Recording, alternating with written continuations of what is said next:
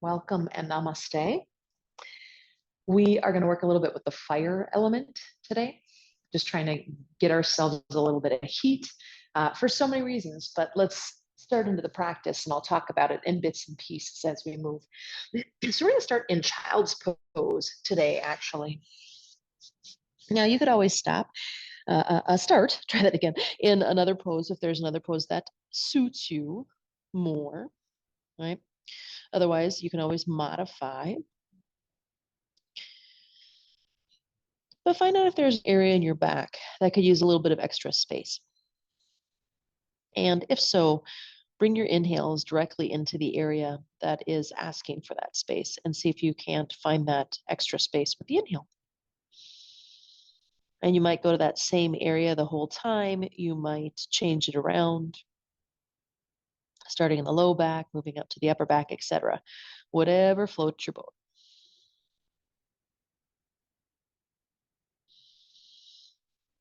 And then we're going to go ahead and we're going to come up into a downward facing dog. So stretch your arms out. Don't just go up into it willy-nilly if you don't mind. Have your hands about shoulder distance. So this gives us a really good gauge for how wide we want our downward dog to be. From here, come up to hands and knees, curl the toes under, and go back into downward dog without shortening your stance. So don't move your feet forward towards your hands, nor your hands back towards your feet. And maybe you move a little bit with this first downward dog and just let it be an invitation to the body to open in any capacity. And just remembering it is the first one, so, no expectations in general. That's part of our practice, but especially when we're moving into downward dog right off the bat. Notice what you notice. Take an inhale. And with an exhale, come down to child's pose. About 2 breaths. Just pause and soften the arms. We're going to come up a couple of times, so give your arms a break in between when we're doing this. Again, stretch your arms out in front of you. Active child's pose, or extended technically. Lift the forehead a little bit. We'll walk over to the right. And you're reaching both hands forward and away. They're shoulder distance, all the same stuff, right? But focus on that left side. If you push that left hand forward and away on the diagonal, and you let that left hip reach down and back away from that pressure of the hand, the left side begins to open in some way. Come back through center. Walk over to your left, and same idea on the other side. Let the main focus be in the right side of the body, and find opposition, right? The hip moves one way, the hand moves the other way, and hopefully that correlates to a nice long side body. Come back to center. Now bring that length with you just created in your side body as you come up into downward facing dog. Notice if this one feels any different than the first one. And let's start to bring a little more of that fire element in. Go ahead and bend your elbows. You can say a little or maybe about halfway to the floor. Don't go all the way down. And then move your elbows in towards one another. If at any point in time that feels like too much heat, right? Or like you got the amount of heat you need, you just come right out of it and straighten the arms again. Otherwise, maybe play with bending them just a little bit more. Again, not all the way down to the floor for this round. And breathe. Take one more breath. And then exhale down to your child's pose. Now, when you get into child's pose, notice where you feel a little bit of that heat, potentially, but not necessarily, somewhere around the shoulders and the upper back. So now imagine, if you will, that heat starts to spread throughout that region and then throughout the body, just like a fire would.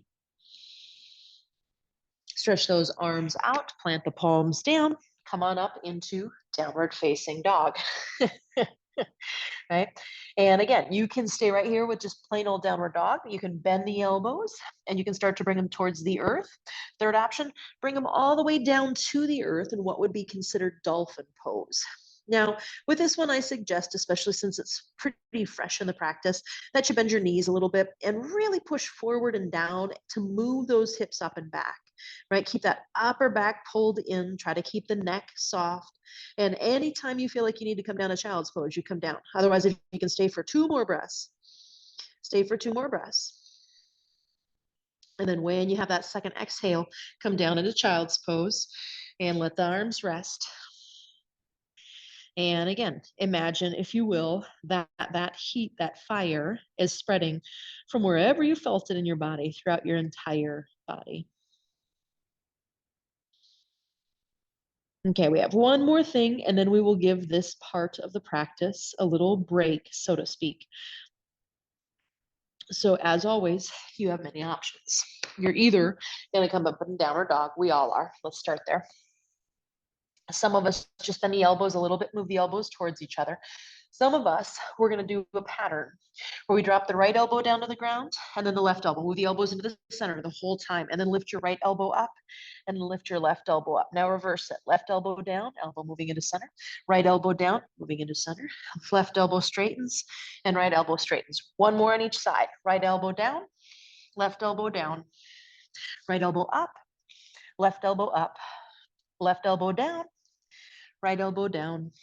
Left elbow up, right elbow up, and breathe, long, long body, downward dog, and exhale, child's pose, and breathe. And just notice the effects of each stage that we're adding in. Let the fire continue to move from the original area you felt it, spreading throughout the body. Okay, so we're gonna go back on a downward dog, but we're not gonna hold this one. Come on up into downward dog. And then inhale the right leg up into the air behind you. Bring it forward between the hands. You can bring the left knee down or not, your choice. And inhale, come up into crescent pose. Feel free to bend the left knee, whatever you need to do to accommodate to be here, right? And then if you can grab the left wrist and lean a little bit to the right for just a moment to stretch out that left side waist, the psoas, wherever you're feeling it.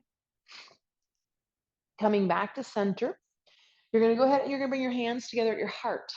We're gonna move into a twist where we hook the elbow. I'm gonna bring my left knee down personally. You can leave yours lifted.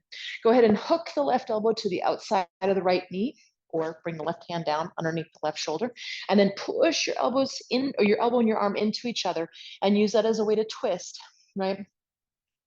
Jatari Agna is right around your third solar plexus chakra. Sorry, my brain's a little slow today. And that is considered the main place of the fire element, right? So we're just churning, we're turning, twisting, right? That area of the body. Take another breath wherever you're working from. Look down if it's wobbly, look up if you can find the balance. And then you're gonna come back up into your crescent lunge, your variation. And we're gonna add in a lion's roar, right? So you turn your eyes up into the eye sockets. You exhale, you stick your tongue out, and you and bring it down to the ground. So we're going to start to add it in. If it didn't make sense, we'll do a few more. Step back, downward facing dog. Now, for some of my friends, you're feeling plenty of heat. You're golden. For some of my friends, you're going to exhale forward to the top of a push-up. I'm going to bring my knees down for this transition because I'm going to bring my forearms down so that I'm in forearm, well, half push-up right now, technically, right? When you get there, if you want to lift your knees up and hold, right?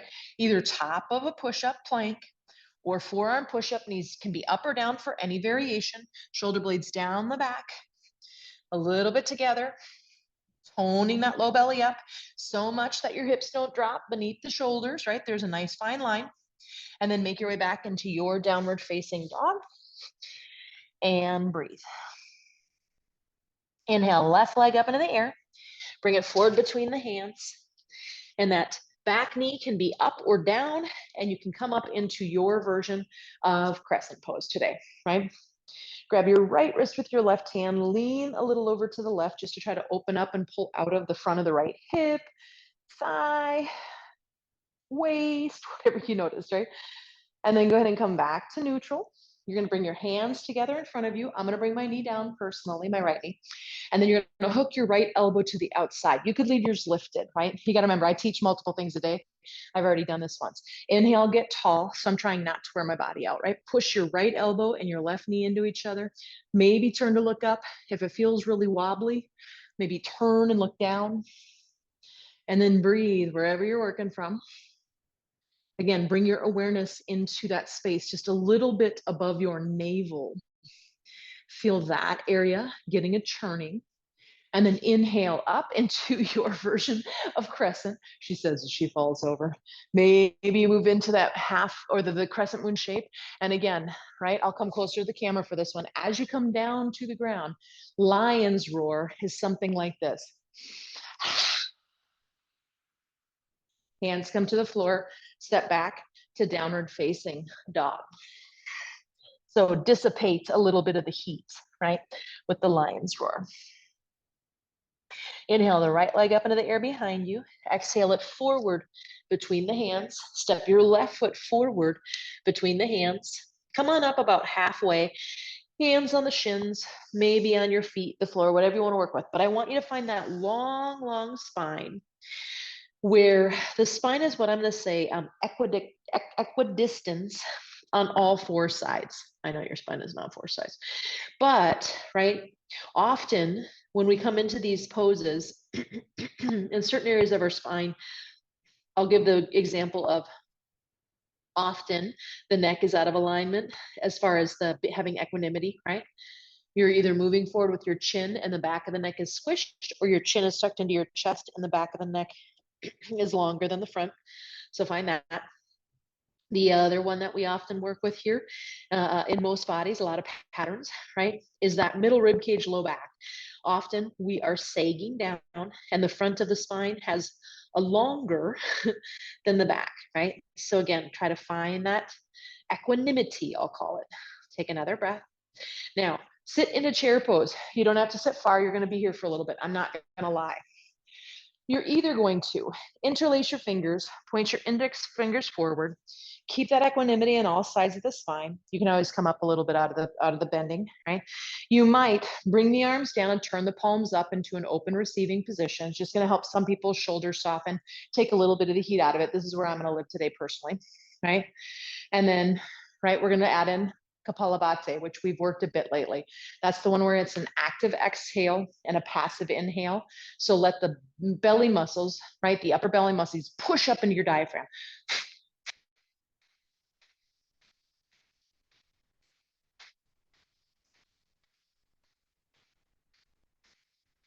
And inhale up into that crescent moon shape without your leg being back.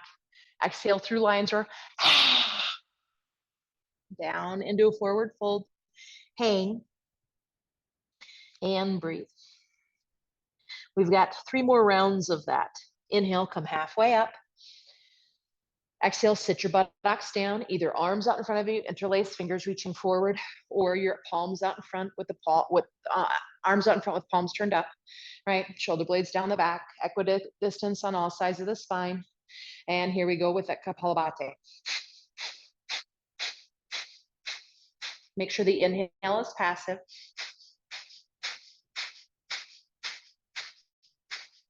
Inhale up, something like a crescent shape, lion's roar, and do a forward fold. Hang and soften. One more of those, friends. Inhale halfway up.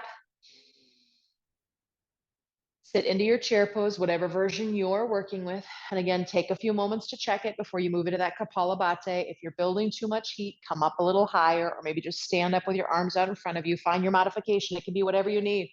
And here we go, one more round. Soft shoulders, soft jaw, soft tongue. Let it cleanse you and purify you. Inhale up. Exhale, lion's roar. Forward fold. We have one more piece of heat here.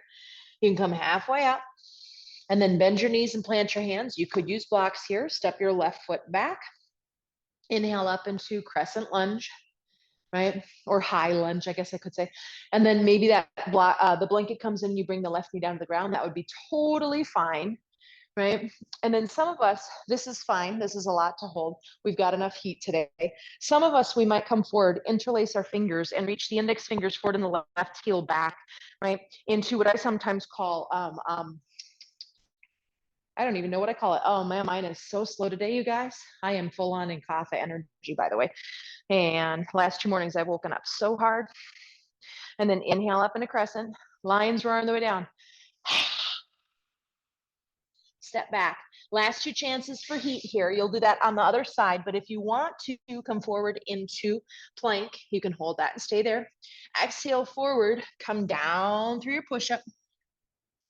Inhale, low cobra or upward dog. They're both on the table. And exhale back, downward facing dog. Now, I do believe we need the left foot forward. If not, do the other one. Inhale, the left leg up. Exhale. I'm doubting things I say today. Inhale, come up into your high lunge. Find crescent. Any modifications you need, great, take them. Now, maybe you simply come forward into jackknife is what I call it. But I actually heard it recently called thunderbolt, which I really like. So reach that right heel back, reach the fingers forward, keep the spine nice and long, particularly the ribs and the belly, right? That's the part that we want to lose a lot here. Inhale into crescent. Lion's roar, last one. Back to downward dog. Either stay in downward dog or inhale forward. Exhale through your push-up. Inhale, your upper back bend. Exhale, downward dog. Inhale. Let that heat spread throughout your whole body. If you're feeling too hot, every time you exhale, sigh it out of your mouth. Dissipate the heat, right? Come down into child's pose.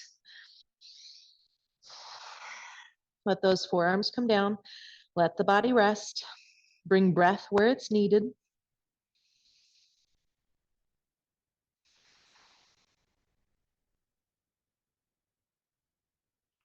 So I do not think that fire is good to do all the time for every workout, every movement practice that you do. Right? I think we find out when we need it and we use it as a balancing tool. It is late winter. We might be feeling kind of that depressed, heavy energy, maybe feeling down in the dumps. Maybe we have seasonal depressive disorder, right? So many different reasons that fire might be something that helps balance us. Maybe your digestion has been really slow and sluggish and you haven't been able to digest your food and eliminate it well. So maybe you stay here for a little longer or even go into Shavasana. But for my friends on a time commitment, this will be the end of our class. We're not even going to come up into an upright posture from here today. I say, Namaste. I honor the light that shines within you.